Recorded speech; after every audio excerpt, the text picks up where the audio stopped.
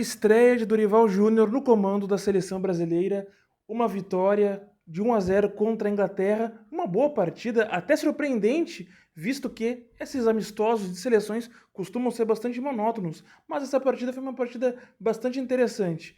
Os dois times atacando desde o começo, buscando a vitória, do começo ao último minuto. Mas antes de falar da partida em si, não posso deixar de registrar aqui o absurdo, cenas lamentáveis. Logo no começo, um pouco antes de começar a partida, antes do apito inicial da seleção da Inglaterra, que fez uma homenagem ao seu treinador, esse treinador falecido ano passado, e que deixaram de homenagear Zagallo, sendo que a seleção brasileira estava com uma homenagem para ele no peito. Os jogadores da seleção brasileira estavam perfilados durante a homenagem ao ex-treinador da Inglaterra e ficaram esperando o início da homenagem no telão do Zagallo, que não entrou. Não houve homenagem ao Zagallo. Como ousam? Como ousam?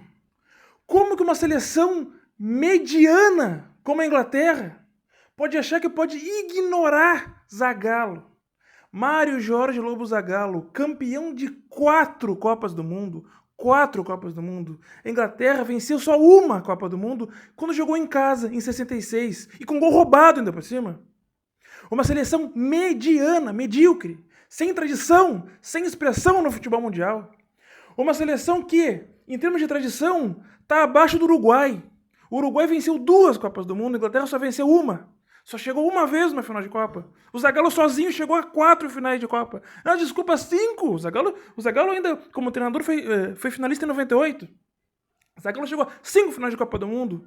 Semifinais, 6 semifinais. Quem é a Inglaterra? Quem é a seleção inglesa? Sem nenhuma condição de ser colocada numa prateleira parecida com o Zagallo sozinho. Se for falar da seleção brasileira como história, aí nem se fala, nem se compara. Como pode uma empáfia como essa? Como ousam? É o que eu pergunto. Pois vejam só, a Inglaterra, esse é o pensamento colonial da Inglaterra. A Inglaterra, que é a maior colonizadora que existiu na Ásia, uma das maiores colonizadoras da história da África, colonizou o continente americano, colonizou a Oceania, colonizou dentro da própria Europa, coisa que poucos países fizeram, colonizaram até dentro da Europa, para quem não sabe. Os seus países vizinhos todos foram colonizados pela Inglaterra. Esse é o pensamento arrogante que atravessa séculos e que foi visto no jogo de hoje, onde eles ignoraram a homenagem ao Zagallo. Quem são eles? E aí é importante destacar, se por um lado a federação não colocou imagens as homenagens do Zagallo no telão, por outro lado, a geração de imagens do jogo que nós vimos na TV Globo, ela foi feita, só foi retransmitida pela Globo, foi feita, as imagens, as câmeras, né, a transmissão original era feita por uma TV inglesa, e essa TV não mostrou as homenagens que estavam na camiseta dos jogadores da seleção, nem a homenagem que estava no abrigo do treinador Dorival Júnior. Então vocês vejam que estão todas as instituições unidas nessa atitude imperialista. Aí o pessoal adora, né? Premier League, a melhor liga do mundo. Claro, com o dinheiro que eles pilharam de todo o canto do mundo, eles conseguem comprar os melhores jogadores para os times deles. Mas vejam, os melhores jogadores dos times da Inglaterra não são ingleses. A qualidade dos jogadores ingleses a gente viu hoje. Perderam em casa para o Brasil. E tem abobado que se diz torcedor de time da Inglaterra aqui no Brasil. Tem até jornalista aqui em Porto Alegre nessa condição. Pois bem, no campo de jogo, a seleção brasileira surpreendeu também no seu desempenho. Uma geração tão criticada, até por mim, mas que tem alguns bons valores. E no jogo de hoje, Vinícius Júnior, Rodrigo, Lucas Paquetá fizeram uma partida brilhante praticamente. 3 jogadores muito habilidosos, em especial o Rodrigo. Fez uma partida impressionante, muito veloz, com muita alternativa de jogo, e olha que ele jogou fora de posição. Dorival Júnior hoje decidiu colocá-lo ali mais centralizado. Entrou sem centroavante, Richarlison não jogou, também não optou por nenhum outro centroavante, e o Rodrigo jogou ali. O Brasil jogou basicamente com o Vinícius Júnior, o Rodrigo fazendo ali, né, uma alternância, e o Rafinha do lado direito, Rafinha do Barcelona, né, no lado direito, e mais atrás o Paquetá fazendo o abastecimento ali pelo meio de campo. E o Brasil mostrou muito toque de bola, muita triangulação. A Inglaterra, que optou por jogadas mais transversais, a Inglaterra basicamente pegava a bola e tentava, não com ligação direta, mas com passes um pouco mais longos, chegar direto na frente da área da seleção brasileira, e conseguiu em muitos momentos, porque a defesa do Brasil se portou muito mal, principalmente pelas laterais.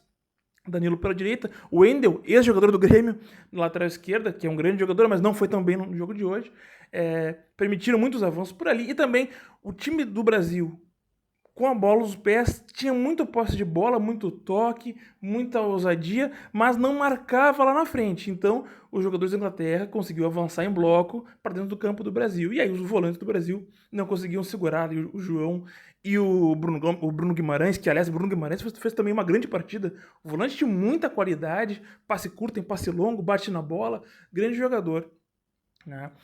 E aí, ao mesmo tempo, por um lado, a Inglaterra fazia jogadas mais diretas, mais longas, e atacava muito pelas laterais, pois percebeu a fragilidade de marcação da seleção brasileira nas laterais, atacava muito pelos lados, e o Brasil fazendo jogadas mais curtas, muitas jogadas com passes curtos e triangulando.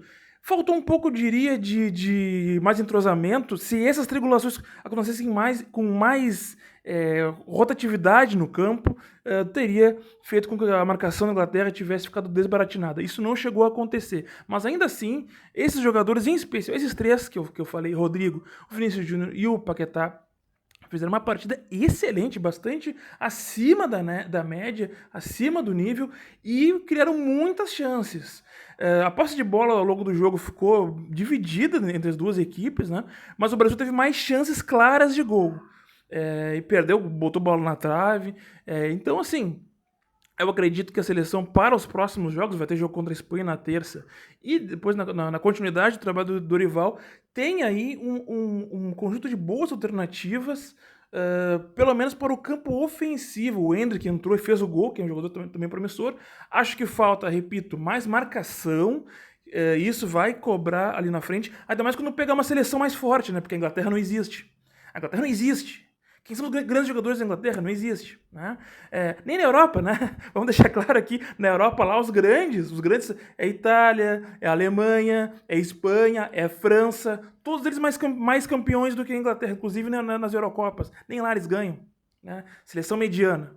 Agora, no caso do Brasil, aqui na América do Sul a gente tem 3 maiores do que eles, né? Brasil, Argentina e Uruguai. Então não tem nem o que dizer. Agora. Mas a Inglaterra fez um bom jogo, né? Agora, pegando os jogadores que entraram em campo, não tem culpa do que aconteceu. E fez uma boa partida. Tem uma equipe com alguma qualidade. Não vai ganhar nada, mas tudo bem. Então, assim, eu acho que o Brasil mostrou uma qualidade acima até do que eu esperava. O trabalho até um pouco promissor, mas ainda falta muita coisa. Acho que falta um jogador mais de área, ainda isso vai cobrar ali na frente um pouco mais. Vamos ver como é que vai ser o Richarlison. O Richarlison é muito inconstante na seleção, né? Pedro do Flamengo, acho que aí já é uma qualidade um pouquinho abaixo, né? E falta marcação, é preocupante esse dado. Mas é a primeira partida recém do Dorival. Era um jogo difícil porque era lá, né? Era em Wembley, que é o principal estádio da Inglaterra e que é um dos principais palcos de futebol do mundo. Para quem não lembra, o Wembley e o Maracanã por muitos anos disputaram qual era o maior estádio, qual era o mais tradicional, né? Enfim.